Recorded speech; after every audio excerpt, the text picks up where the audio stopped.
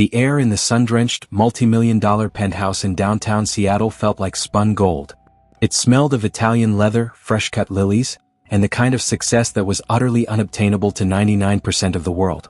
This was the kingdom of Dr. Eleanor Vance, the city's most celebrated pediatric heart surgeon.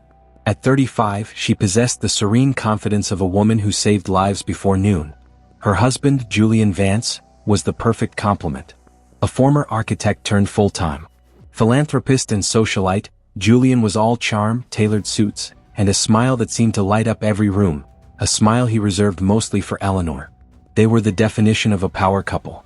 Their photos graced every charity gala's social column, the saint and the savior. But a picture, as they say, is only worth 1,000 words. Can't capture the silence between the blaring music. It can't show the way Julian's eyes would linger on Eleanor, not with adoration but with an intensity that felt less like love and more like ownership. It started subtly, the slow, chilling erosion of Eleanor's freedom. Eleanor was a professional who thrived under pressure. But lately, the most taxing pressure wasn't in the operating room, it was waiting for her at home. "Are you wearing that?" Julian asked one Monday evening, his voice smooth as velvet, but the question was sharp as glass. Eleanor glanced down at her simple, elegant black dress. "It's a board meeting, Julian. I'll be back by 9. "It's beautiful," he conceded, walking up to her and gently, almost possessively, running his finger down her arm. "But it makes you look available."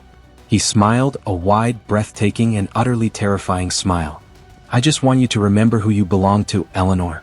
You're my masterpiece." He didn't yell. He never raised his voice.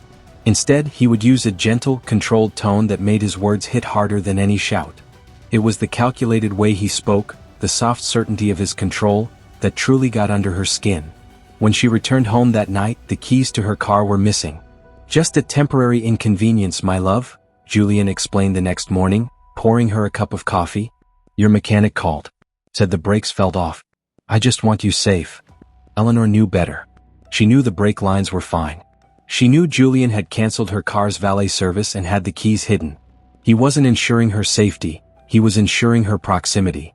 Julian's deadly obsession was fueled by one core terror: losing his status as Dr. Eleanor Vance's husband. His philanthropic work had stagnated. His old architectural firm had moved on. He had slowly and willingly become Eleanor's shadow. And shadows, once formed, hate the light that might dissolve them. The light that threatened to dissolve him was named Dr. Marcus Klein. Marcus was a brilliant cardiologist at the same hospital. He and Eleanor shared long late-night hours and surgical planning meetings. They spoke a language only doctors understand, one of life and death, adrenaline and precision. Julian hated him. Hated his casual competence. Hated the professional respect that bloomed naturally between him and Eleanor. One Tuesday night, Julian waited up. He was in the study, bathed in the cool light of his laptop screen. When Eleanor walked in at 11:30 p.m., exhausted but professionally exhilarated, Julian was holding her phone.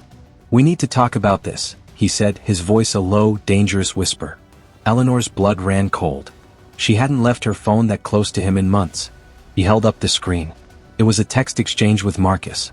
"Marcus, that was a near thing today. Great work, Vance. You saved him. Eleanor, you were brilliant on the bypass. I couldn't have done it without your calm in the room. Marcus, go home and rest. You've earned it." On the surface it was innocuous, purely professional. But Julian's eyes saw a confession. Calm in the room? Julian's voice cracked slightly, a sound more terrifying than a roar. "You talk about him with more passion than you've spoken to me in a year, Eleanor. What is he?" "Your emotional life raft." Eleanor finally snapped. "He's my colleague, Julian. He's the only one who doesn't treat me like a delicate prize to be locked away. You have suffocated every inch of my life. The keys, the surveillance, the accusations, it ends now." Julian didn't flinch. He just set the phone down gently. "You're making a mistake, Eleanor. A deadly one." He walked past her, his silhouette framed in the doorway for a second. "You want to feel independent? Fine. But if you try to leave this penthouse, you'll find that I can be a better architect of your ruin than I ever was of our home." Eleanor recognizes Julian's threat is real and begins secretly planning her escape. She realizes Julian uses his philanthropic accounts as a front to track her finances and movements, effectively making her own wealth his control system. Eleanor informs Julian of her intent to file for divorce. His reaction is unervingly calm, promising to destroy her career and reputation before she can finalize anything. He warns her, with chilling sincerity, that if she leaves, he will make sure she never saves another life. Julian makes his move. He uses his outdated architectural knowledge of the hospital's security to plant evidence: a doctored blood sample and altered medical record, suggesting Eleanor was negligent in a recent high-profile pediatric surgery. Eleanor is pulled into an emergency hospital board meeting. She faces formal accusations of medical malpractice. Dr. Marcus Klein fiercely defends her, creating a professional and public division. Julian, alone in the penthouse, views Eleanor's betrayal as the loss of his entire identity. His sanity frays. He begins secretly stalking her at the hospital, wearing disguises, meticulously recording her movements, and using his old connections to monitor the divorce proceedings. Julian orchestrates a subtle incident, nearly causing an accident involving Eleanor's new driver, making it look like a tragic malfunction. Eleanor recognizes the pattern: controlled chaos. Eleanor's lawyer finds a crucial piece of evidence in Julian's old architectural files: a detailed, years-old plan for an isolated, soundproofed bunker on a remote property, disguised as a wine cellar. The blueprint shows a hidden, sophisticated surveillance setup.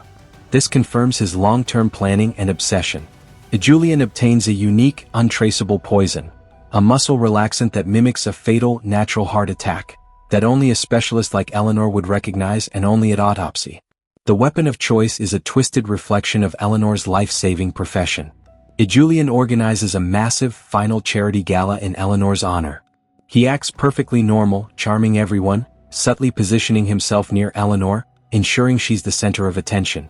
During a speech where Eleanor is about to formally announce her separation and step down temporarily from her board position, Julian approaches with a celebratory glass of champagne. He slips the fast-acting poison into her glass with professional ease, smiling the entire time. Eleanor takes a sip. She instantly recognizes the unique, bitter taste and the immediate onset of symptoms, but it's too late. She collapses on stage, her heart seizing up. The room erupts in chaos. Dr. Marcus Klein, witnessing the collapse, rushes to the stage. He notices the unusual specific symptoms. It's not a normal heart attack. He suspects foul play immediately.